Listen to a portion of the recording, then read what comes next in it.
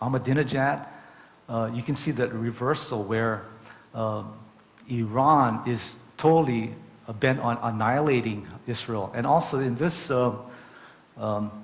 news article, Vladimir Putin of Russia has signed a mutual defense pact with Iran. In fact, he has shipped over a lot of anti-aircraft missiles to Iran because of this heightening tension with the Israelis and Iran. And there's so much tension there. Another prophecy that's being fulfilled is, I remember back in the 1980s, a prophecy teacher was saying, watch Turkey. Watch Turkey. Keep your eyes on Turkey. Because when you see Turkey start being aligned with Iran and Russia and Syria, you know that trouble is on the horizon. And for years, nothing happened with Turkey until recently. And let me read you this article that came in to me on its email. Several developing stories revealed there's much to the story of Turkey. First, the world learned of joint training exercises Turkey has agreed to hold with Syria. On Monday, April 27, Israeli Defense Minister Ehud Barak commented that Turkey's decision to hold 3 days of military maneuvers with Syria is disturbing. Never before an important NATO power or ally staged a joint exercise with any Arab army. And that's not all. Turkish Defense Minister Vedi Gonos and his Syrian counterpart Hassan Turkmani have agreed to sign a letter of intent for cooperation between their defense industries as well. The signing and exercises are major signposts on the shrinking road of military and commercial ties between Turkey and Israel. And presently, Turkey is in talks with Russia, and Russia is about to sell S-400 air defense systems to Turkey. Now, you see this alignment of nations in Ezekiel 38 that will be aligned with Russia in the latter days have been coming together one by one. Libya, Sudan, and Ethiopia, Iran, Turkey.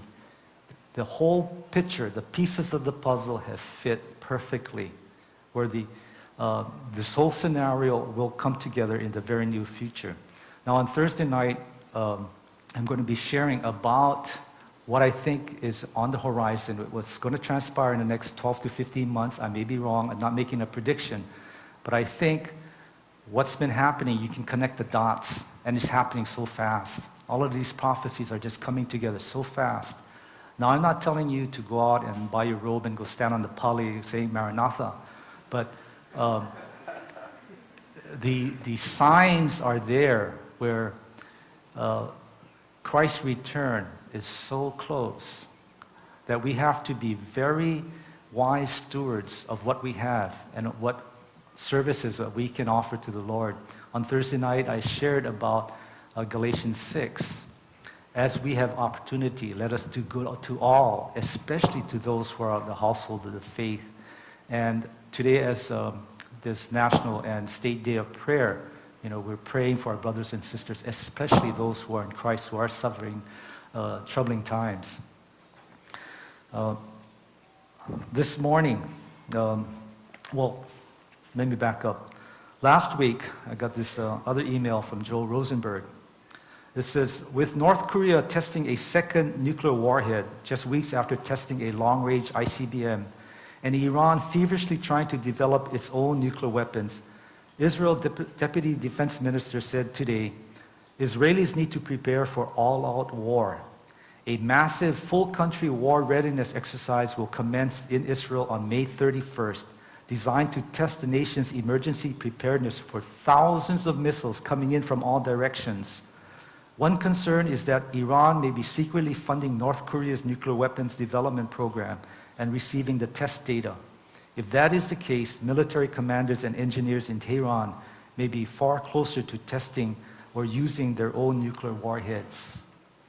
Now, North Korea is in desperate need of cash and in oil, which Iran has in abundance. Iran is one of the world's leading oil producers, and Iran wants nuclear technology bad. And you see this ties between North Korea and Tehran.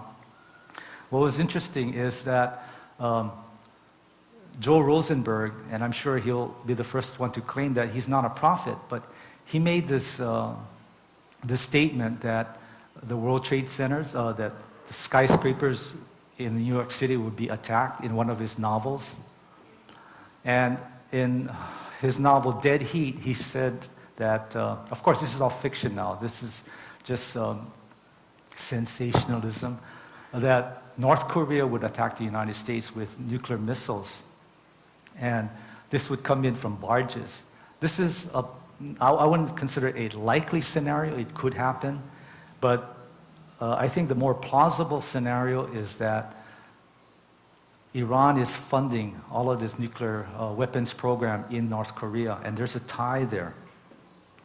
In fact, this morning, I was watching CNN and Fox News, and this Israeli planned military alert, it happened today. Just on the news this morning, it says, Israel staged the biggest war drill in its history. They are preparing for all-out war with Iran. The cards are on the table. You know, Netanyahu, the Prime Minister of Israel, met with Barack Obama last week, in fact, this past week. And Barack Obama had some strong words to Netanyahu and said that you must stop your settlements in the West Bank. You must come up with a two-state solution with Palestinians. Now, Israel does not like to be told what they can or cannot do, okay? Especially when you have a nuclear-armed Iran breathing down their necks. Now, Israel will have to take actions into their own hands at some point in time and in the very near future. Now, I have always said that for years, they have been pushing for a Middle East peace treaty. Now, that Middle East peace treaty will not come about until something is done with neighboring Palestinian problems, Hamas and Hezbollah in the West Bank and in the Gaza and in Lebanon. So my suspicions is something big will happen in the very near future, and we will be forced into this Middle East peace treaty, which I believe is the most important prophecy yet to be fulfilled.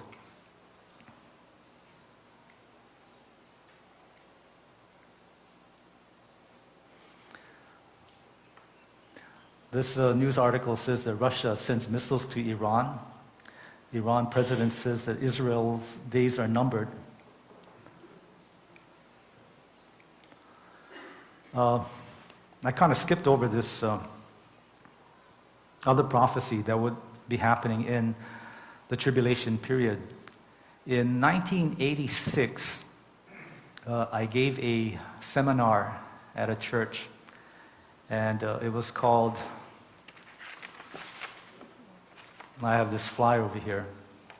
It's called Economic Collapse, Electronic Funds Transfer, and the Soon Coming 666 Mark of the Beast. This was in 1986. And I said there would be a major, major stock market crash and a global financial panic and crash. Why I believe that is because I believe we had moved into this period called the time of the end. I was not really making so-called prophecy, but I knew that you could connect the dots and that the banking system will move towards this cashless, checkless society because you had to get rid of cash. The banks want to get rid of cash. And when I gave this seminar, a couple guys came up after me after the seminar, and they kind of laughed at me and mocked at me and says, "What are you talking about, Frank? Cashless society? How are you going to do away with cash?" And I said, "You watch.